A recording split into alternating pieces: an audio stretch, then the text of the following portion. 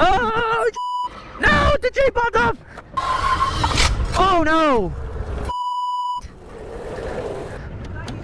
Got it. All right, we're out. What the f***? Press the turn. Just move around.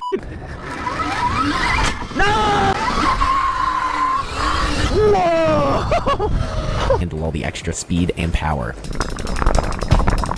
Blood rushes through the veins of this awakened monster. The motor locks your position, so it's actually easier to load backwards without worrying about rolling back down. Barely fits in the Wait. Oh my God!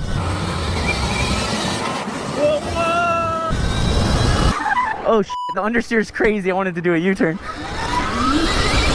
No f***ing way we did this in 4 days in a garage with no plan, no instructions. Oh, watch out!